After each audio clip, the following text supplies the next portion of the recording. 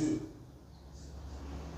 Souvenons-nous, quand la première fois le mot adorer a été cité dans la Bible, il était question de quoi? Il était question de prendre ton enfant, ton fils bien-aimé, celui que tu aimes le plus, va le sacrifier pour moi sur la montagne.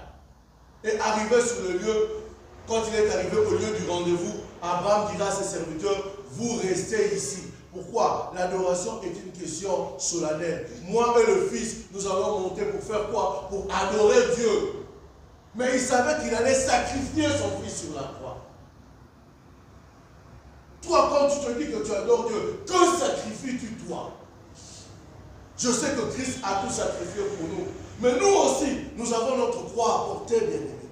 Nous avons des choses que nous devons faire pour crucifier notre corps, pour crucifier notre être et laisser exalter le parfum de Christ qui est en nous, pour contaminer la salle dans laquelle nous sommes. Quand les gens te font du mal, que fais-tu? Quand les gens agissent contrairement à ce que toi tu t'attendais, que fais-tu? C'est à ce moment-là, bien-aimé, que ton adoration doit être élevée. Parce que quand tu agis selon ce que la parole de Dieu te dit, puisqu'on avait dit qu'on adore Dieu en esprit et en vérité, la vérité, c'est ce que Christ t'a dit. C'est la parole de Dieu qui habite en toi, qui façonne ta vie, qui transforme ta vie. Et que quand le choc viendra, comment agiras-tu? Est-ce que ça sera un parfum de bonne odeur que tu élèveras au trône de Dieu? Ou ça sera l'ego de ton être? Ou ça sera la méchanceté qui est cachée en toi que tu manifestes? Ou ce sont tes vieilles natures qui se réveillent? Dans mon petit cabinet, dans mon petit cabinet, au royaume. Au Gazzi, on a besoin de monnaie là. Nazalaka. En musique, on parle de syncope. Tu croyais qu'il n'y avait pas de temps. Or, le temps était là. Il fallait simplement qu'on puisse passer un passage pour que le temps revienne. Il y a un autre coup.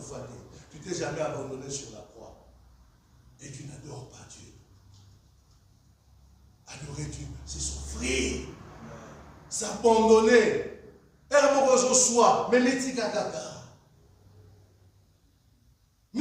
laisse Dieu se glorifier. Et quand tu laisses Dieu se glorifier, tu verras sa gloire. Parce que Dieu se manifeste toujours. Et il se manifestera toujours dans ta vie.